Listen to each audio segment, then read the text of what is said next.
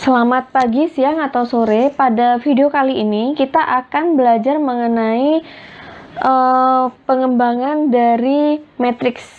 Jadi matriks bisa juga digunakan untuk menyelesaikan beberapa persamaan linier. Di materi ini saya ambil dari buku Capra chapter 9, yaitu mengenai eliminasi Gauss ya. Jadi kita belajar dulu di sini mengenai persamaan linier. Apa sih itu persamaan linier? Nah, misalnya ada persamaan dalam bentuk AX plus BY plus C sama dengan 0. Di sini A, B, dan juga C itu merupakan sebuah konstanta. Ya, konstanta itu berarti ada angkanya.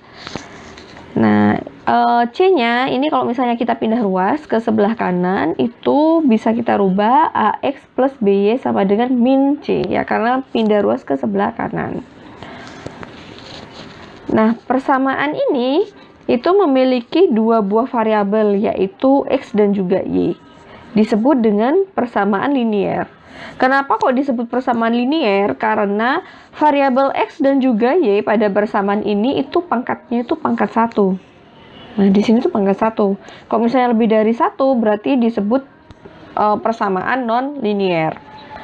Nah, ada persamaan linier yang lain ya, bisa dalam bentuk 3 variabel X, Y, dan juga Z. X plus BY plus CZ sama dengan D. Nah, ini ada 3 buah variabel. Sehingga kalau misalnya kita tulis persamaan linier itu secara matematis A1 X1 ditambah A2 X2 ditambah bla bla bla hingga AN XN sama dengan B. Di mana A1, A2, AN dan B itu adalah konstanta. Nah, apa sih tujuannya persamaan linier ini? Jadi nanti ada beberapa persamaan linier, itu tujuan kita adalah untuk mencari nilai variabel yang tidak diketahui itu X1, X2, dan juga hingga Xn yang memenuhi beberapa persamaan linier. Sehingga untuk menemukan beberapa variabel yang tidak diketahui, maka kita harus menyelesaikan beberapa persamaan linier itu secara bersama-sama. Ada beberapa cara untuk menyelesaikan persamaan linier ya. Kalau misalnya untuk persamaan linier yang memiliki jumlah persamaan yang sedikit, yaitu kurang dari sama dengan 3, paling banyak itu 3, maka cara yang paling mudah untuk mencari variabel yang tidak diketahui itu adalah dengan cara metode eliminasi. Metode eliminasi itu sama dengan cara SMA ya, misalnya ada 2A ditambah B sama dengan 3, kemudian A tambah B sama dengan 1. Nah, ini kan tinggal dikurangi A sama dengan 2. Nah, gitu. Itu cara eliminasi biasa. Nah, kemudian tentunya kita kalau misalnya jumlah persamaan liniernya itu lebih dari 3, ini akan menjadi masalah. Kalau misalnya dengan hanya memanfaatkan metode yang non-komputer. Makanya di sini akan kita bahas salah satu metode komputer yang digunakan untuk menyelesaikan persamaan linier. Nah, salah satu metode komputer yang digunakan untuk menyelesaikan persamaan linier itu adalah menggunakan eliminasi Gauss. Nah, di sini sebelum saya giring menuju ke penyelesaian metode komputer, yaitu salah satunya dengan metode eliminasi Gauss, saya perkenalkan dulu metodenya secara non-komputer. Itu ada beberapa metode. Yang pertama adalah metode grafik, kemudian aturan Cramer. Ini mungkin kalian familiar ya sudah dengan aturan Cramer. Kemudian yang ketiga itu metode elimination. Nah, ketiga metode ini tuh efektif jika persamaan liniernya itu ada kurang dari sama dengan 3. Udah maksimal 3 persamaan aja.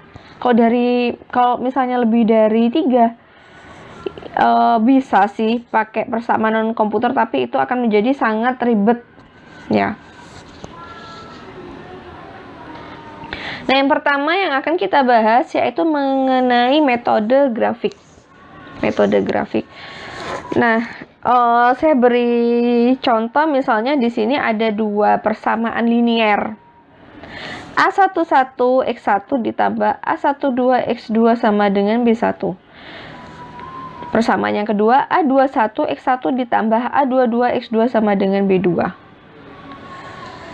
Intinya di metode grafik, berarti kan kita pendekatannya otomatis sesuai namanya ya, grafik.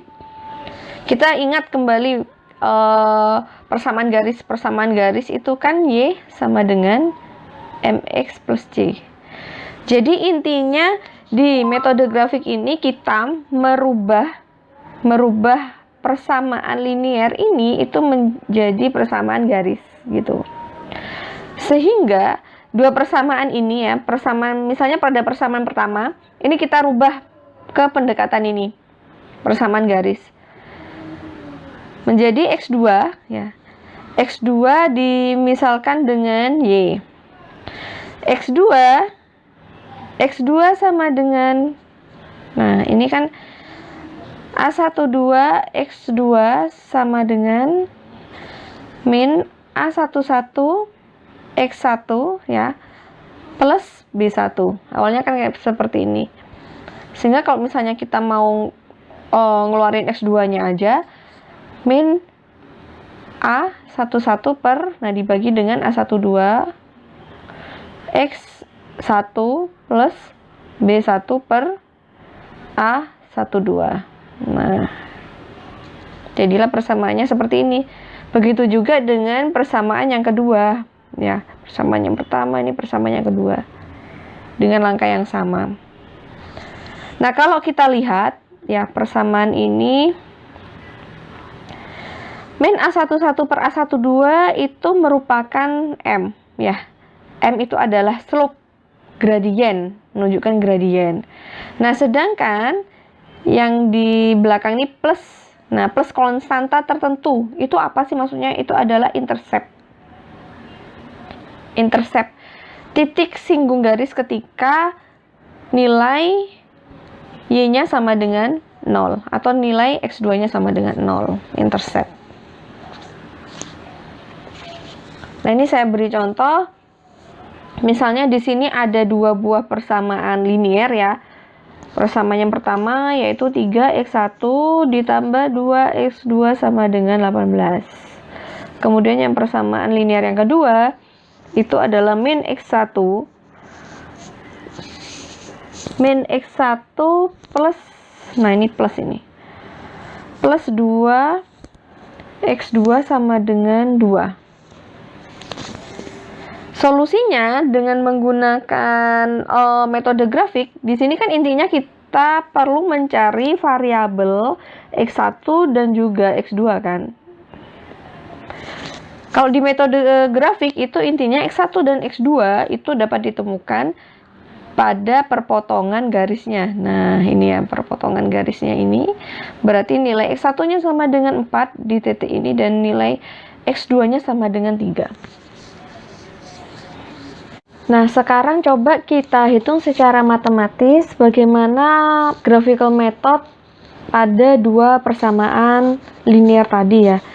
Jadi tadi persamaan linier yang pertama itu 3x1 ditambah 2x2 sama dengan 18. Dan yang kedua itu min x1 ditambah 2x2 sama dengan 2. Nah, graphical method pertanyaannya. Graphical method.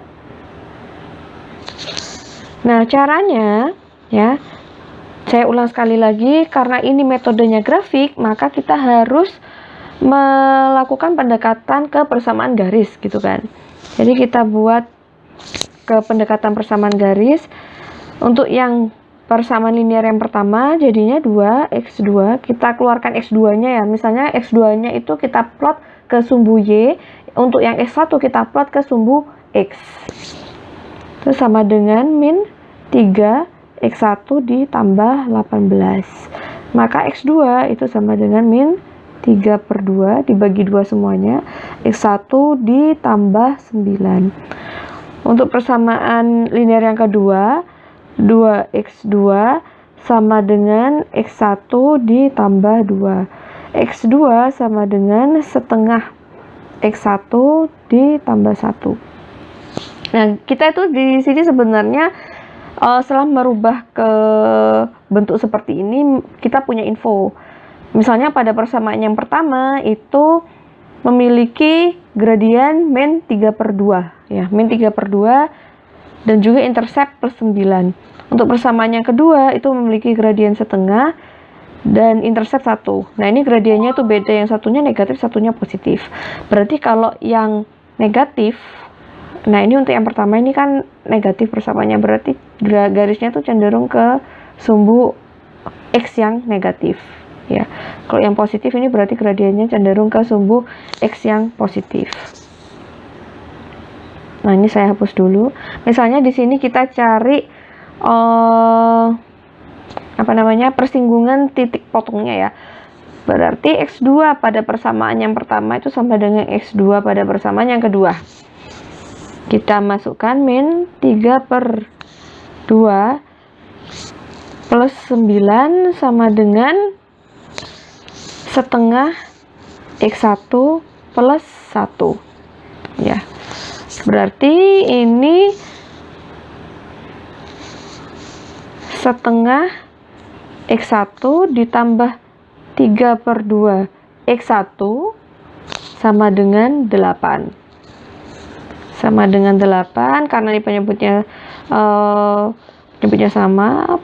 4/2 X1 sama dengan 8. Maka X1 sama dengan 4 ya.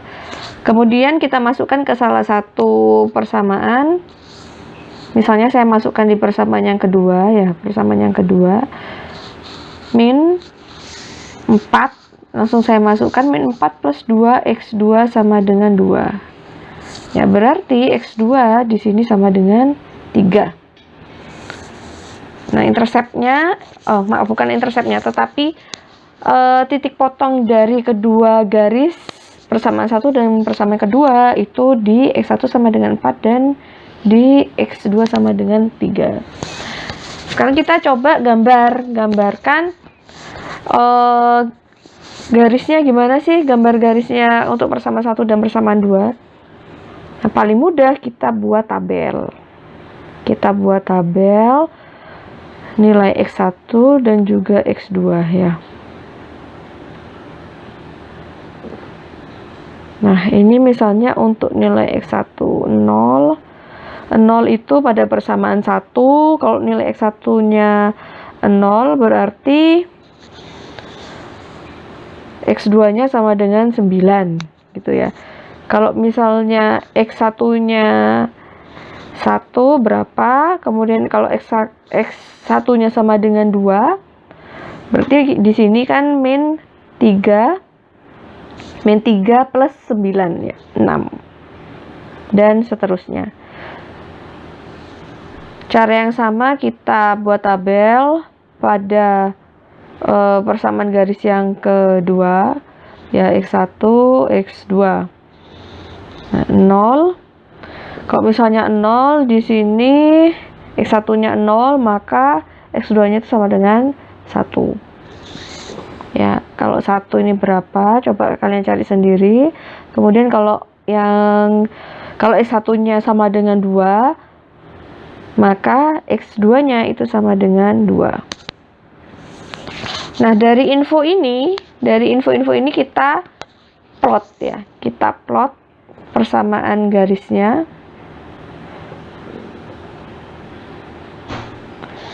Nah, sumbu saya kasih beda warna ya. Y-nya itu X2 katakanlah, sedangkan sumbu X-nya itu adalah X1. Untuk yang pertama ini kan berarti 0,9 ya, 0,9. Nah, itu 2, 3, 4, 5, 6, 7, 8, 9. 0,9 di sini. Terus berikutnya 2,6 ya, 2,6. Ini 0,9. Ini 2,6. 2,6. 1, 2. 1, 2, 3, 4, 5, 6. Nah, kira-kira kan di sini ya. Kira-kira di sini.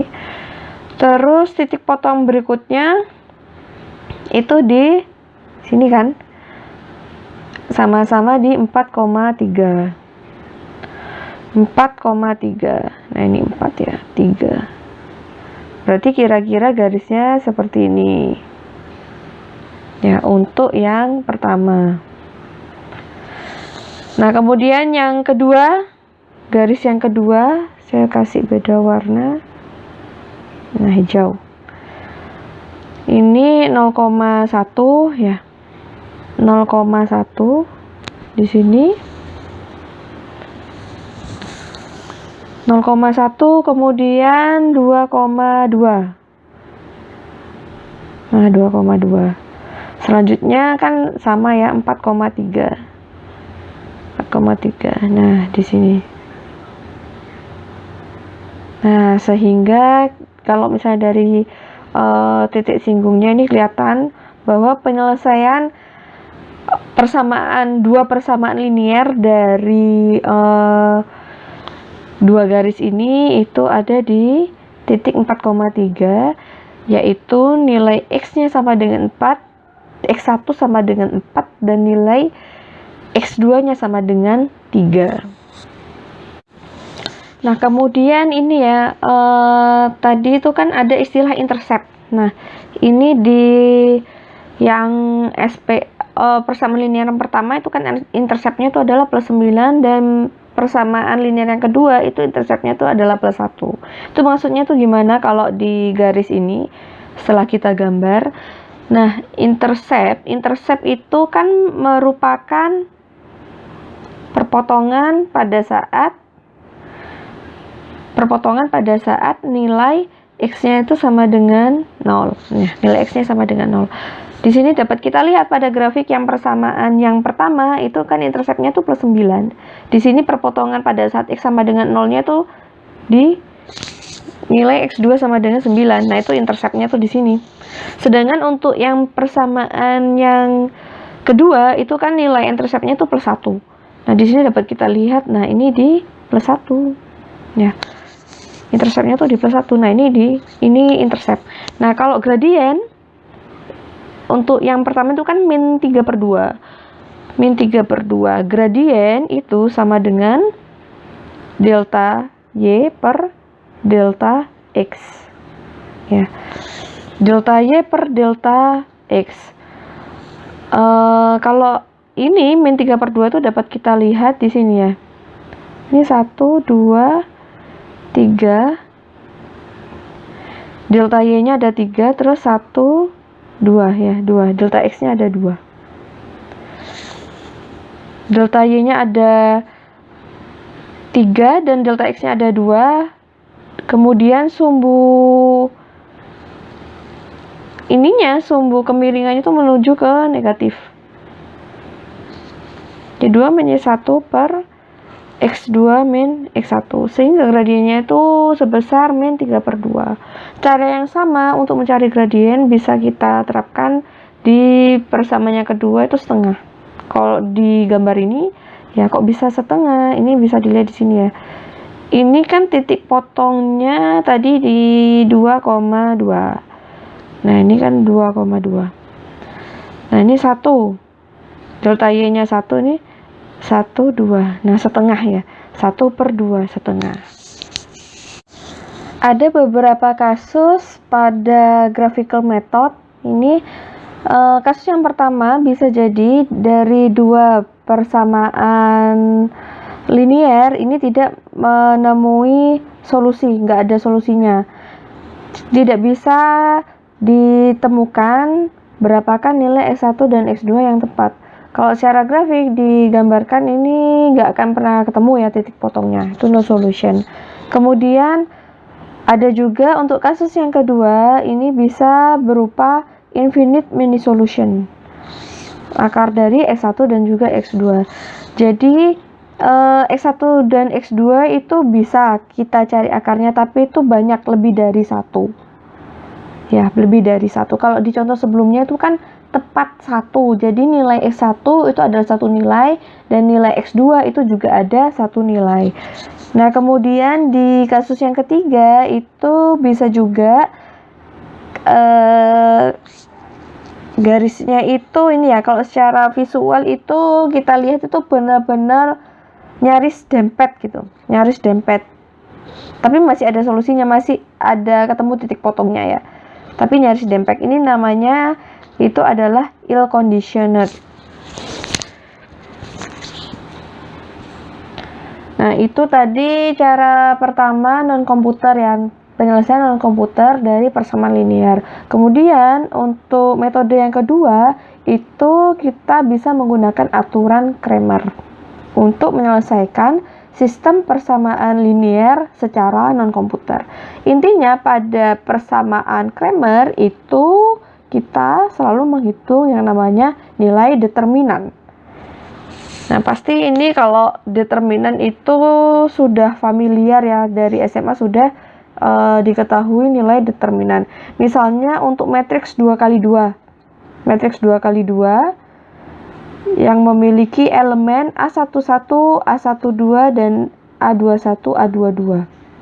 Ya, matriks bujur sangkar. Itu bisa kita hitung secara mudah. Kalau matriksnya 2x2, nilai determinannya sama dengan A12 dikurangi dengan A12 dikali A21 gitu ya. Nah, kalau misalnya matriks bujur sangkarnya lebih dari orde 2 itu lebih susah.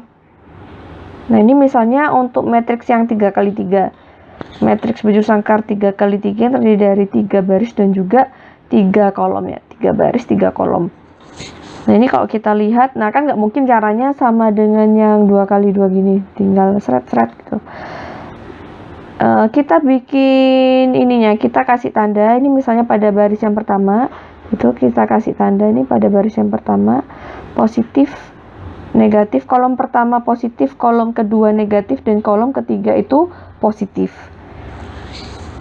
Nah, ini untuk yang kolom pertama itu kan positif. Misalnya saya ambil nilai kosalanya A11. Ini misalnya kita coret, kita tutup. Nah, ini kita ambil determinannya di sini. Sehingga jadi A11 determinan dari matriks bujur sangkar 2x2.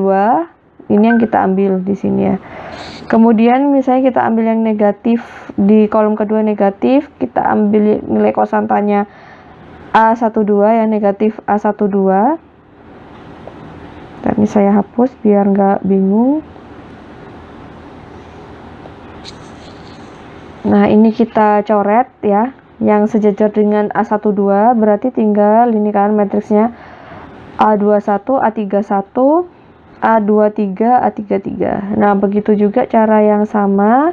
Cara yang sama itu di kolom yang ketiga ini kan positif. Kita ambil konstantanya itu A13 yang sejajar horizontal dan vertikal, itu kita coret. Ketemu matriksnya matriks 2x2. Nah, seperti ini. Jadi di dalamnya determinan ada determinan lagi gitu.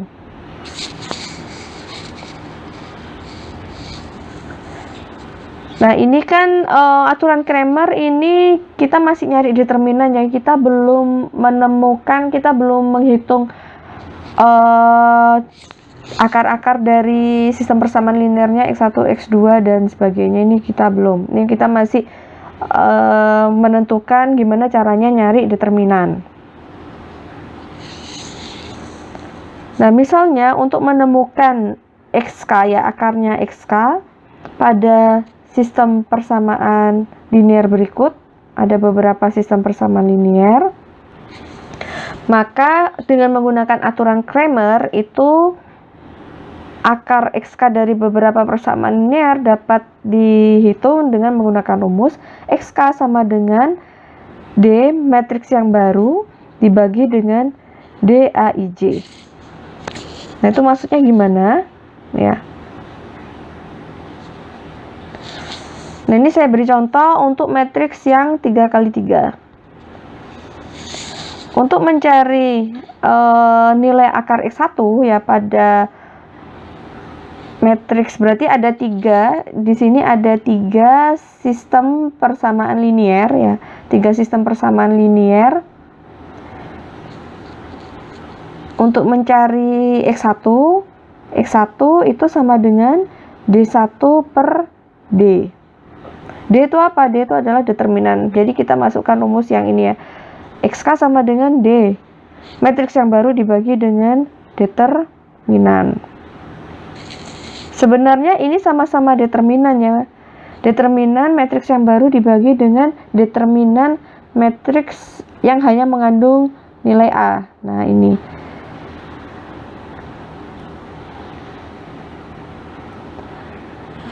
Nah, sekarang matriks yang baru itu maksudnya itu gimana gitu kan. Jadi kalau misalnya kita rubah ini ya, Cramer ke dalam bentuk matriks, itu jadinya A11, A21 hingga AN1 ya, ini bla bla bla sampai A1N gini kan, A2N hingga ANN. Matriksnya bujur sangkar, makanya ini sampai ANN. Jumlah kolom dan barisnya sama. Nah, ini kalau kita tulis X1, X2 hingga XN gini ya, sama dengan B1 hingga BN. Nah, seperti ini.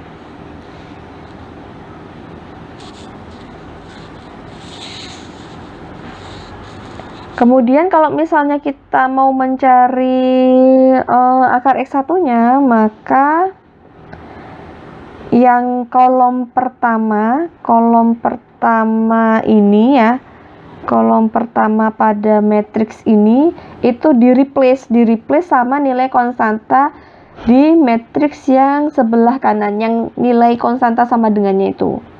Jadi ini kan di replace ini ya.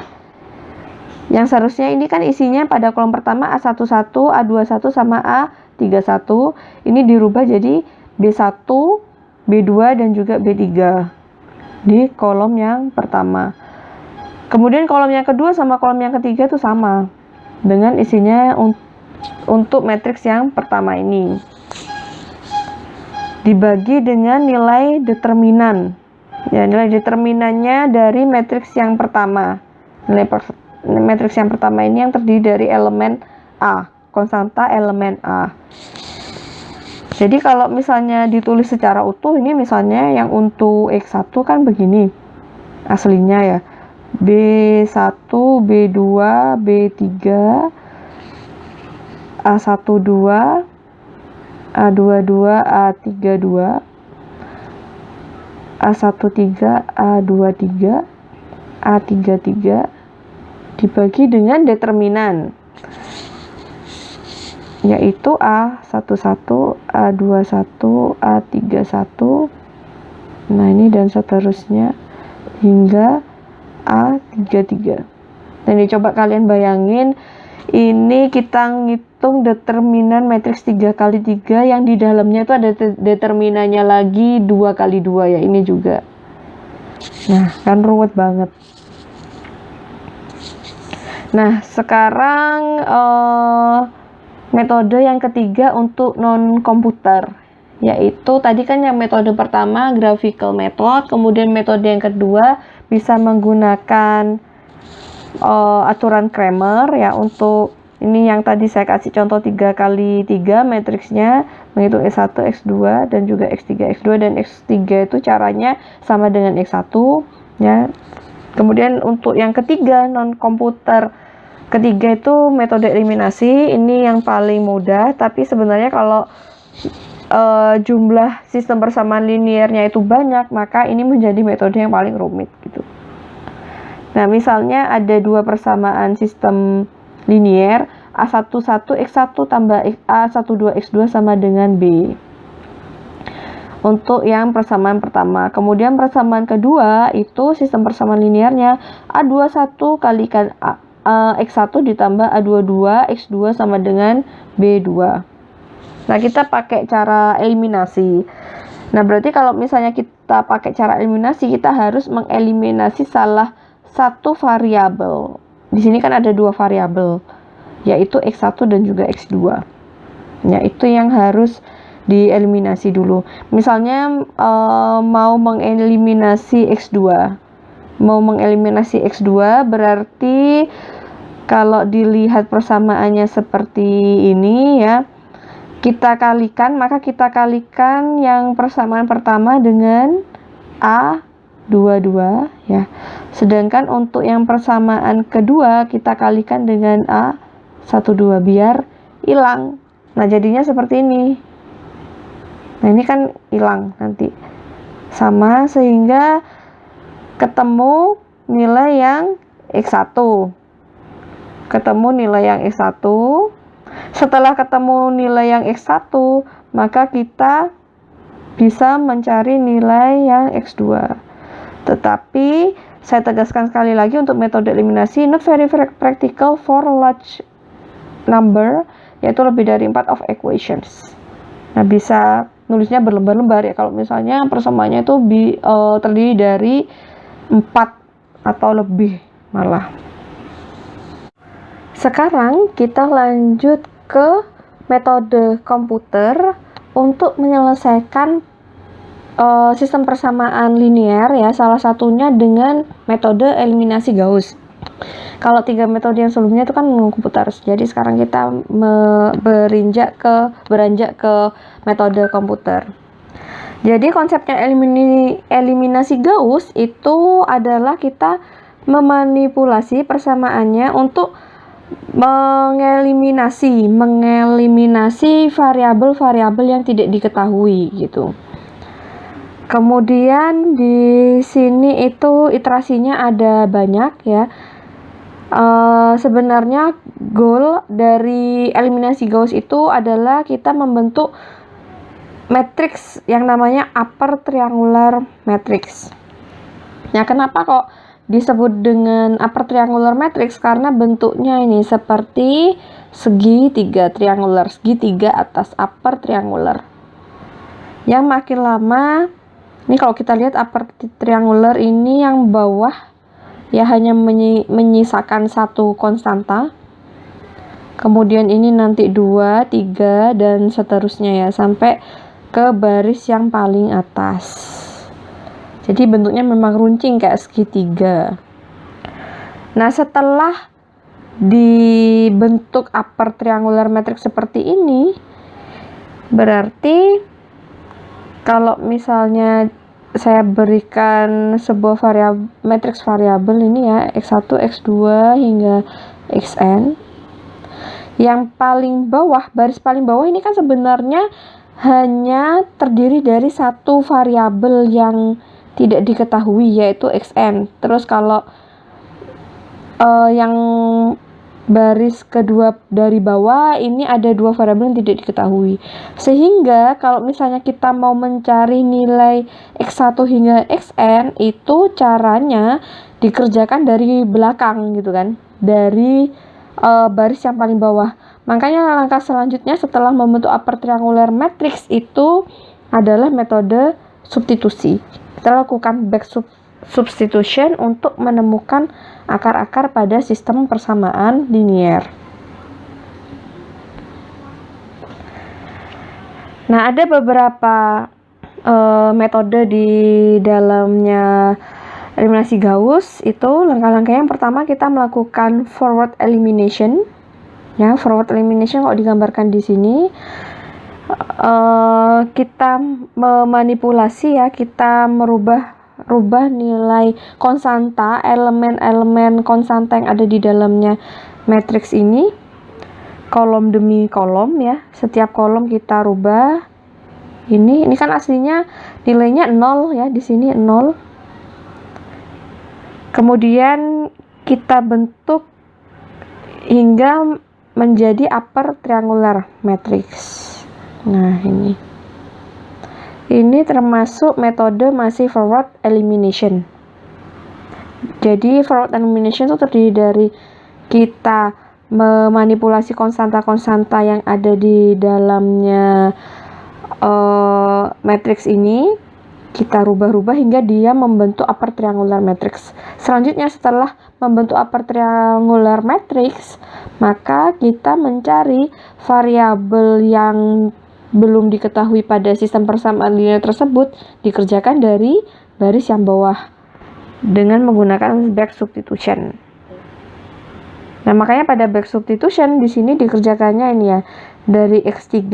Ini contoh pada ada tiga sistem persamaan linear ya. 3 sistem persamaan linear. Jadi di sini ada 3 variabel yang tidak diketahui, yaitu X1, X2 dan X3. Dihitung dari variabel X3 dulu, lalu setelah X3 diketahui, disubstitusi ke persamaan di baris yang kedua dari bawah untuk mencari X2, dan begitu seterusnya hingga yang segitiga paling bawah atau baris yang pertama.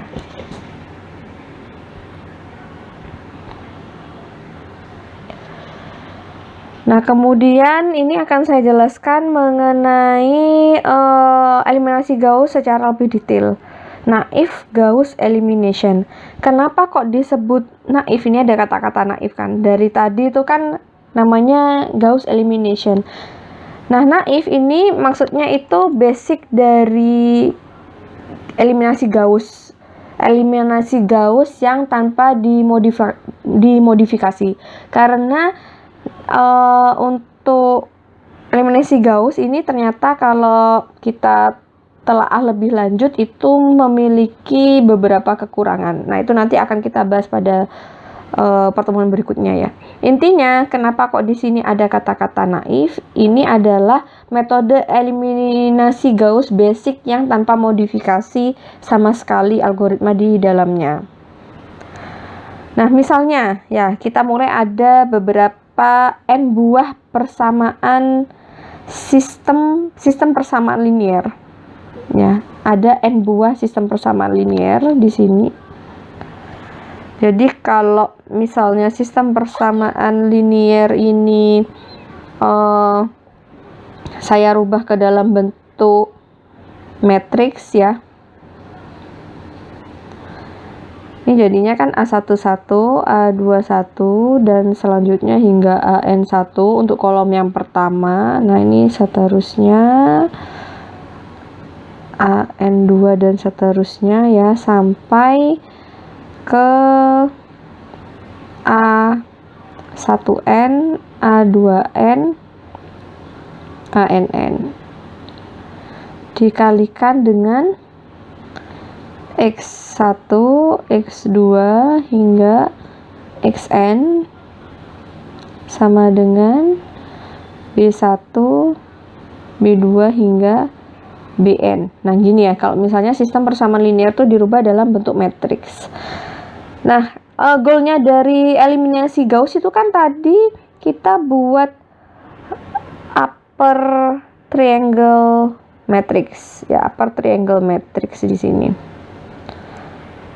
Upper triangle matrix itu berarti ada angka yang dipertahankan ya, ada angka yang dipertahankan dan yang nggak terlihatan di sini tuh kan aslinya nilainya itu adalah 0, gini kan.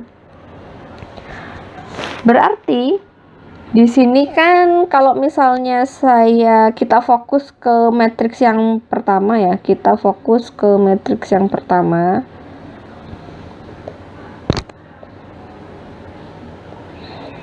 Nah, ini kan berarti tetap kita pertahankan ya, yang A11 itu tetap kita pertahankan. Kemudian yang mau kita buat 0 itu adalah elemen A21 gitu kan, elemen A21. Sehingga kalau misalnya kita mau merubah A21 itu menjadi 0 ya, langkah pertama merubah A21 ini menjadi 0, berarti row yang kedua gini kan, biar ini jadi 0, row yang kedua dikurangi dengan A21 dibagi A11 dikalikan dengan row 2.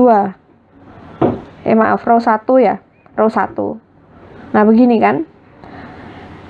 R2 konstanta pada row yang kedua dikurangi dengan A21 dibagi A11 dikalikan dengan row 1. Nah, ini tujuannya agar membuat A21 itu menjadi 0. Nah, sehingga rumus ini tuh bisa kita aplikasikan sebagai proses matematika yang pertama ya. A21 dikurangi A21 per A11 ini ya. Per A11 dikalikan A11. Ini kan kalau dicoret A11 sama A11 dicoret itu kan hilang. Jadinya A21 min A21. Ini kan 0 ya. Jadi bisa pakai cara ini. Nah, kemudian yang di sebelah sini itu kan ada elemen juga, elemen konstanta. Itu berubah nilainya. Berubah mengikuti rumus yang ini. Jadi kan satu baris pada row yang kedua itu kan berubah mengikuti rumus yang ini. Ya, row 2 dikurangi row 2, A22 dikurangi A21 per A11. Ya, dikalikan sama row 1 kan ini tadi. Nah, row 1-nya itu di kolom yang kedua baris 2 itu kan A12. Ini makanya dikalikan A12. Dan seterusnya ya prosesnya sampai kita merubah yang konstanta di sini. Untuk baris yang kedua ini. Nah, ini sampai kita melakukan prosesnya hingga B2 ya. Makanya di sini sekarang simbolnya berubah, ada aksennya. Berarti nilai konstantanya sudah berubah ya, karena iterasi satu kali itu tadi. Pada baris yang kedua. Nah, kita lakukan semua proses tersebut yang ini tadi ya, hingga baris yang terakhir. Ya, hingga baris yang terakhir. Sehingga kalau misalnya kita sudah melakukan forward elimination pada kolom yang pertama, jadi kita buat A12 ya. A12 hingga AN1 itu nilainya di sini adalah 0 ya, 0 semua. Kecuali pada baris konstanta di baris pertama, kolom pertama. Ini tetap kita pertahankan.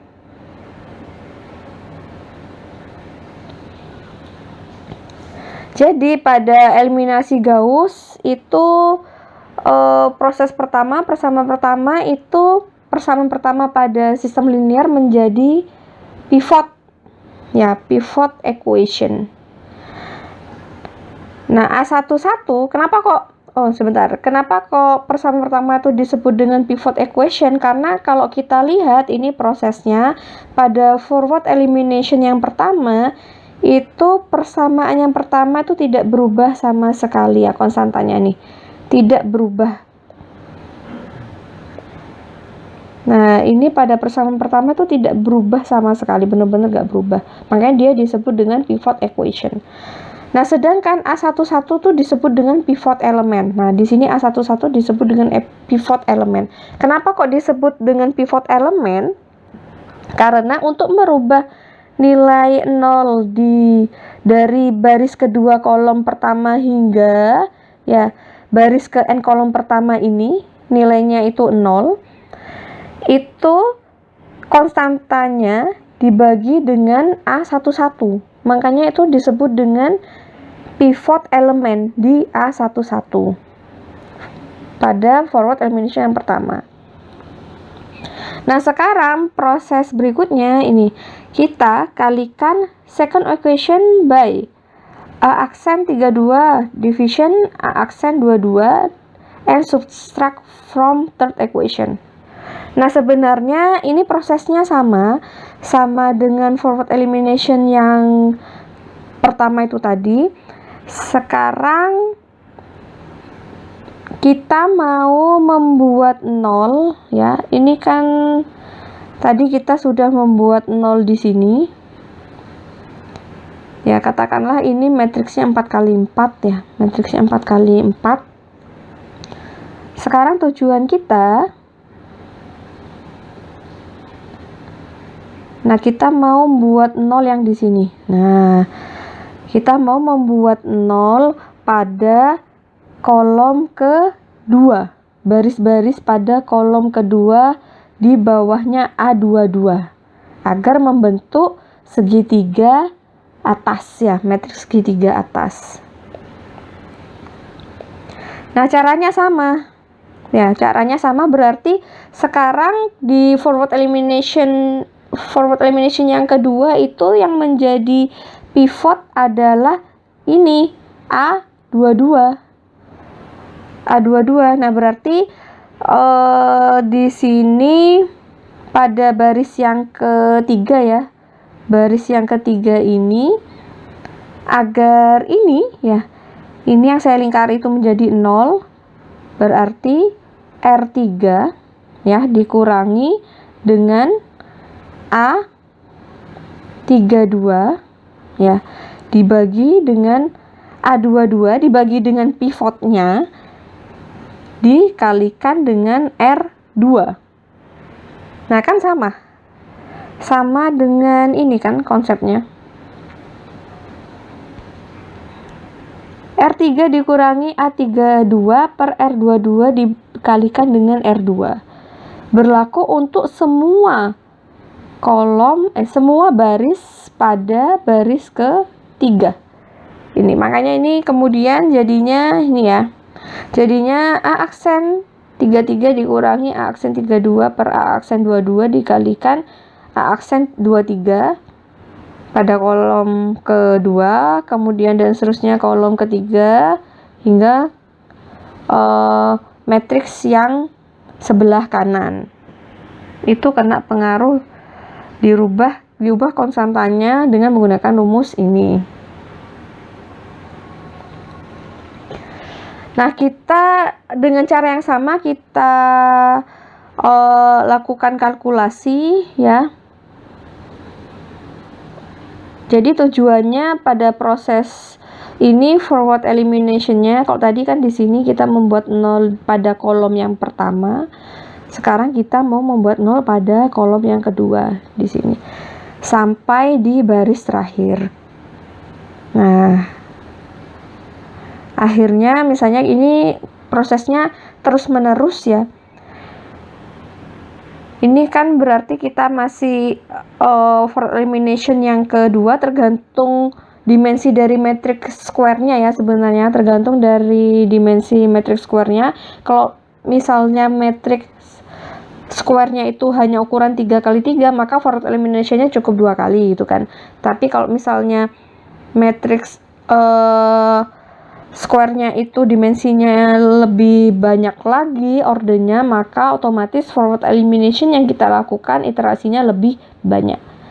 Intinya targetnya itu adalah sampai membentuk upper triangle. Nah, seperti ini ya. Continue and get upper triangle.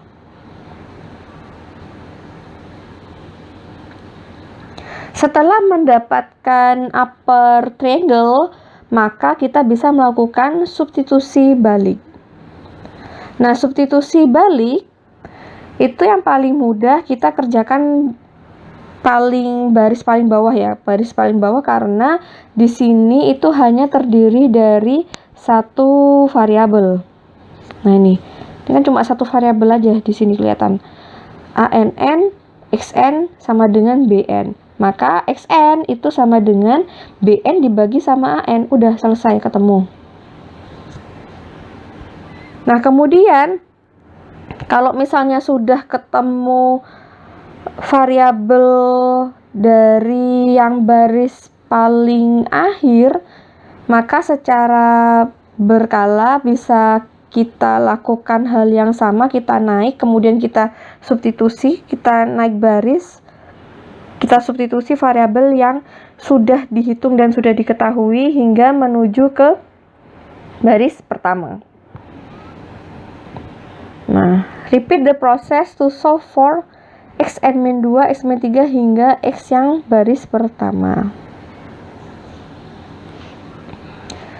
Nah, ini tadi Xn sama dengan Bn per ANN itu untuk menemukan untuk Xn pada row yang terakhir ya, yang terakhir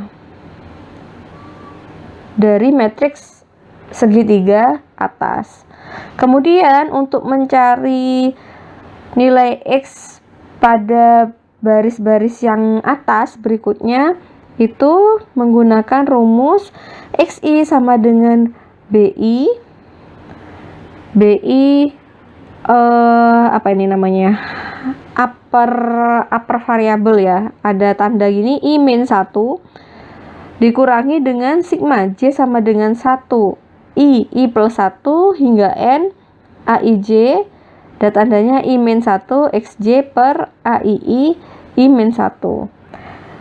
For-nya itu dari N-1, nah dari bawah ya maksudnya ya, ini N-1, N-2 hingga baris pertama. Berarti I itu menunjukkan apa? Baris ya. I itu menunjukkan baris. Nah, pada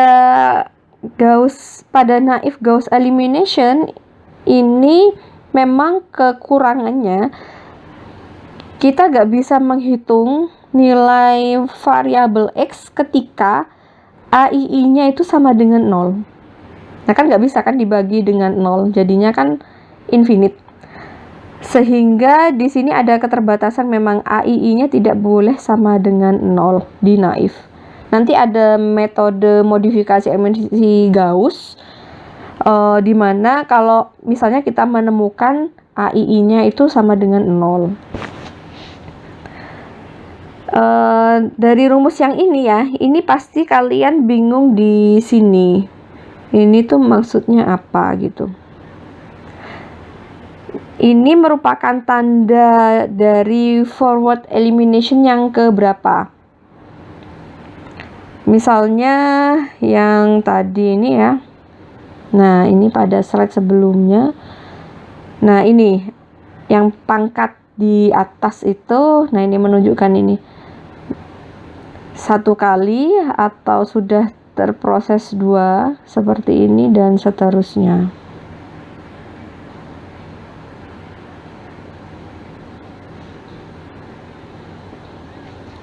Nah, ini saya beri contoh. Ada matriks ya, sistem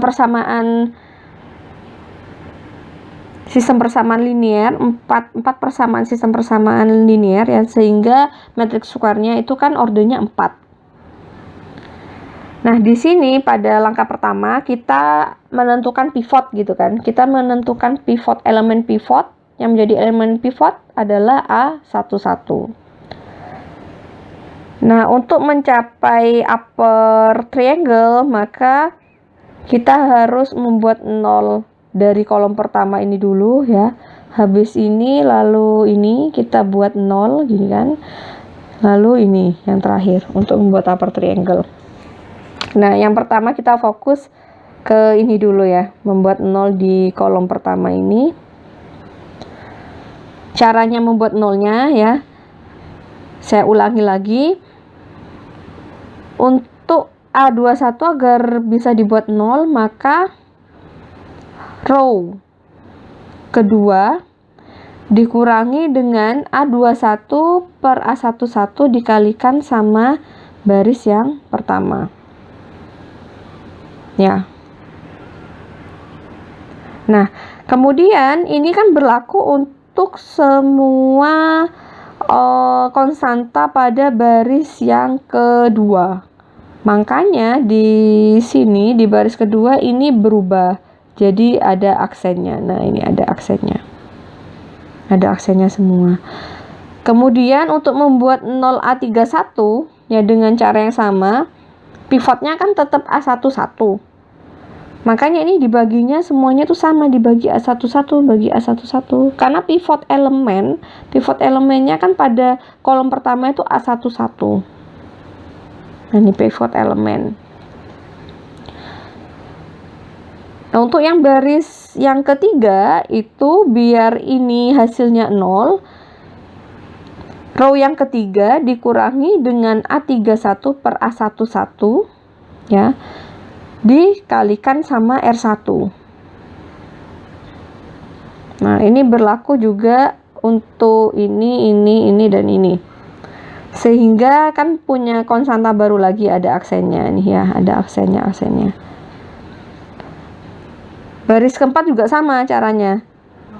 Ya, pivotnya kan tetap A11, berarti baris yang keempat dikurangi A41 per A11 dikalikan dengan row 1. Nah, sehingga dari proses ini kita sudah mengubah kolom yang pertama. Kolom pertama dari baris kedua hingga baris ke N itu angkanya 0. Nah, berarti ya, ini saya arahkan ke namanya ya, flowchartnya kira-kira kalau ngoding eliminasi Gauss. Kalau misalnya matriksnya itu ukurannya n buah ya, untuk forward elimination yang pertama dibutuhkan iterasi sebesar n-1 ya, 3. Nah, oke. Kemudian selanjutnya, nah sekarang eliminasi pada kolom yang kedua. Kolom yang kedua sekarang menjadi pivotnya itu kan ini ya, A22, A aksen 22. Sehingga yang mau kita rubah menjadi 0 kan ini. A aksen 32 sama A aksen 42 ini harus dirubah jadi 0. Caranya sama. Ya, berarti kita rubah di row yang ketiga itu, row 3 dikurangi dengan A aksen 32 dibagi dengan pivot. Ya, pivotnya dikalikan dengan R2. Kemudian untuk yang baris keempat, row yang keempat dikurangi dengan F42. F42 itu adalah aksen 42 dibagi dengan pivotnya dikalikan dengan row yang kedua.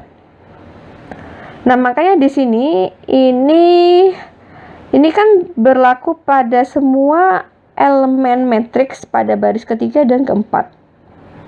Ya, sehingga muncul, nah ini kan berubah lagi ya, berubahnya udah dua kali konstantanya berubah, makanya aksennya ada 2. Kolom yang kedua ini ya. Kemudian kolom yang ketiga, ini kan kebetulan kan 4 matrix square order 4, makanya dilakukan sampai kolom yang ketiga ya. Pada kolom yang ketiga ya, yang mau kita buat 0 kan targetnya ini agar menjadi upper triangular. Makanya menjadi pivot ini yang A aksen 33, A double aksen 33, sehingga kita memberlakukan perubahan konstanta di baris yang keempat dengan rumus row 4 dikurangi A double aksen 43 dibagi A double aksen 33 dikalikan dengan row 3, sehingga ini semua akan berubah ya.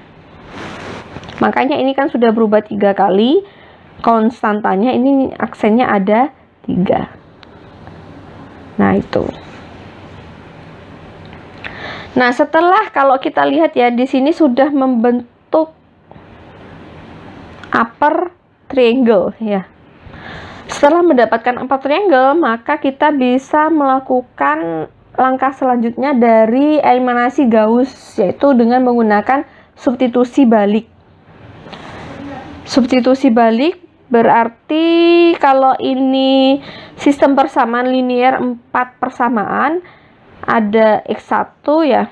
Kalau saya tulis ini jadinya kan gini. A44 ya, A44 triple aksen X 4 sama dengan B 4 XXX. Ini untuk yang baris keempat. Kemudian baris kedua ini persamaannya kan begini ya, hasilnya X33 double aksen X3 ditambah A double aksen 34 X4 sama dengan B double aksen 3. Nah, kita cari dulu dari yang paling bawah ini seterusnya sampai yang baris pertama ya. Ini untuk baris yang paling terakhir kan gampang aja, tinggal X4 itu sama dengan B4 triple aksen dibagi dengan A44 triple aksen gitu. Nah, setelah ketemu X4 baru kita masukkan konstantanya X4 itu ke atas ini ya, buat ketemu ini bisa jadi ada angkanya. Kemudian untuk mencari X3, nah X3 sama dengan B double aksen 3 min A double aksen 34 X4. Maka X3 itu sama dengan ini ya, ini semuanya X4 dibagi dengan A double aksen 33. Nah, ini jadinya ini. Dan seterusnya sampai ketemu X1. Nah, saya beri contoh. Contohnya ini ada matriks square 4 kali 4 ya, ada 4 persamaan sistem persamaan linier.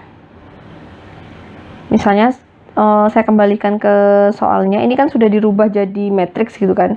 Persamaan liniernya itu aslinya begini, X1 ditambah, nah ini kan 0 itu berarti dia X2 nya tuh nggak ditulis di sistem persamaan linearnya, langsung gini 2X3 ditambah 3X4 sama dengan 1 ya, min 1 X1 ditambah 2X2 ditambah 2X3 min 3X4 sama dengan min 1.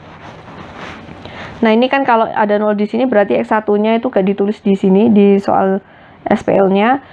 X2 plus X3 plus 4X4 sama dengan 2. Kemudian 6X1 plus 2 X2 plus 2 X3 plus 4 X4 sama dengan 1. Nah, soalnya aslinya seperti ini. Dirubah ya, langkah pertama kan dirubah ke dalam bentuk matriks. Langkah yang pertama kita tentukan pivot ya, kita rubah baris elemen-elemen di kolom pertama ini di bawahnya pivot menjadi 0. Berarti karena pivotnya itu 1, maka R2 dikurangi dengan, nah F21 nya apa? F21 itu sama dengan A baris pertama kolom ke baris kedua kolom ke 1 dibagi dengan pivot ya. Nah, kemudian untuk A31 itu sama dengan FF31 itu sama dengan A baris yang ketiga kolom ke 1 dibagi dengan pivot. Kemudian F41 itu sama dengan elemen A baris keempat kolom ke 1 dibagi dengan pivotnya juga. Sama caranya kayak slide sebelumnya. Row yang kedua dikurangi dengan ini dikalikan dengan pivot equation-nya ya, caranya sama. Baris kedua juga row 2 dikurangi dengan A31 per A11 dikalikan dengan pivot equation. Baris yang keempat, row 4 dikurangi A41 dibagi A11 dikalikan dengan pivot equation. Nah, ini caranya sama ya. Sampai ketemu membentuk upper triangle di sini. Nah, setelah membentuk upper triangle baru ditentukan substitusi balik. Ya, dari sini dulu. Jadi otomatis ketemu X4 dulu yang ditemukan.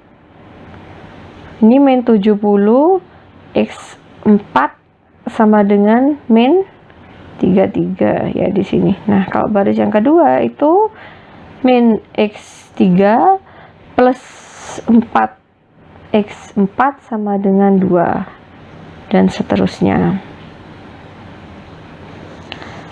Sehingga kalau misalnya sudah dilakukan back substitution, kita bisa menemukan semua akar pada sistem persamaan linier. Kita buat bentuk matriksnya ya, berarti akarnya itu adalah X1 sama dengan min 13/70, X2 sama dengan 8/35, X3 sama dengan min 4/35, dan X4 33/70. Bisa kita tulis seperti ini. Loh, kenapa kok X-nya itu ada panahnya di sini? Karena ini menunjukkan vektor. Matriks itu kan vektor. Nah, di sini ada contoh ya, di slide terakhir ini ada contoh beberapa kasus sistem persamaan linier. Yang pertama, sistem persamaan linier memiliki solusi yang unik, solusi atau akar-akar X yang unik. Maksudnya unik di sini itu nilai akar-akarnya itu cuma satu. Nilai X1-nya ini kan ada tiga persamaan linear, berarti yang harus ditemukan ada 3 buah variabel X1, X2 dan juga X3. Katakanlah X1, X2 dan juga X3.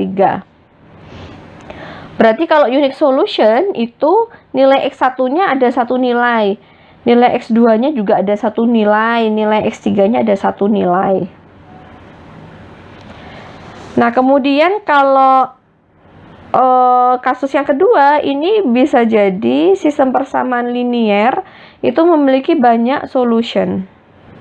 Cirinya gimana nih? Coba kita lihat ya. Nah, ternyata sistem persamaan linier ini dia memiliki many solution.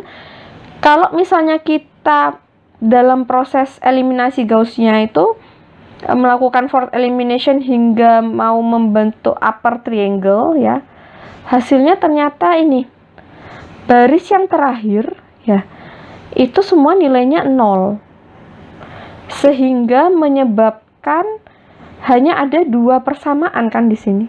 Kalau misalnya ada 3 buah variabel yang tidak diketahui, kan paling enggak kan logikanya harus ada 3 buah persamaan juga.